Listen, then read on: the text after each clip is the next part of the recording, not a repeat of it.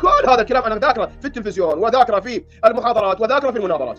العن عائشه وكل من ظلم ال محمد، والعنهم لعن معين، عائشه وابو بكر وعمر وعثمان وكل من ظلم ال محمد العنه واتبرأ منه، وهو عندي لا يسوى قرش. هذا منهج. لكن انه يعني يبدا انسان يتزايد علينا ما في دم. شنو الاختلاف في المنهج؟ اختلاف في المنهج انك تاتي وتقول هذا الانسان اخطا بحق علماء المذهب. هذا اختلاف. هذا يصير اختلاف في المنهج؟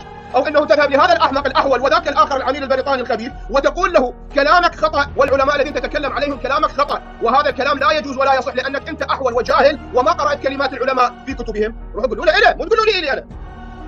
قولوا له مو تقول. انتم ما تشوفوا ليش ما يطلع نفسه امام الكاميرا هذا هكذا؟ طلع نفسه في الاتجاه الزاويه. رجل احول العقيده واحول الدين واحول الواقع. ممكن نقرا لكم ماذا قال محمد باقر الصدر وماذا قال الشيخ الوائلي بحق عائشه وابو بكر وعمر، حتى نشوف هؤلاء هل العلماء هؤلاء عندما انتقدهم هذا الاحول وذاك الخبيث كانوا على حق او كانوا على باطل.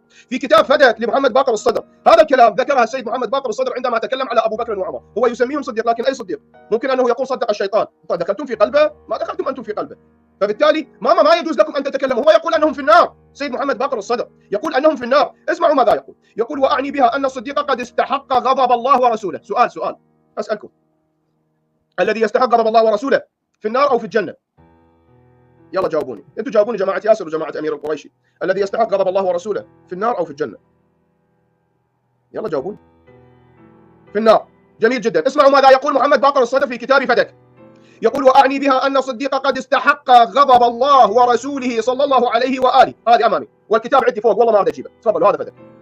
هذا امامي والله اقرا من الكتاب. خلينا نقرا.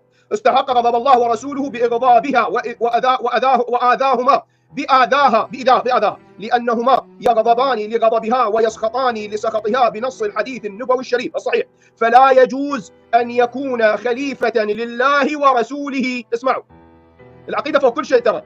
مو والله ياسر أو أنا معهم، لا، ولا أحمد الإمام. اسمعوا الكلام الذي نقوله. حطوا عقولكم. لا أنا ولا فلان ولا علان هو الذي سيحدد لكم مصيركم أمام الله. نحن نضع أمامكم هذه الأدلة، وهذه الأدلة هي التي ستكون أمام الله أنتم مطالبين بها. مو الآن الاتصالات. اصبروا علينا. خلينا نقرأ ماذا قال. طلبنا مناظرة. سأبين. طلبنا مناظرة. سأبين. لا حد يتصل اخواني رجاء. مو الآن. خل أكمل القراءة ويكون الاتصال. ما في إشكال. يقول فلا يجوز أن يكون خليفة لله ورسوله، وقد قال تبارك وتعالى وما كان لكم أن تؤذوا رسول الله ولا تنكحوا أزواجه من بعده أبدا إن ذلكم كان عند الله عظيم.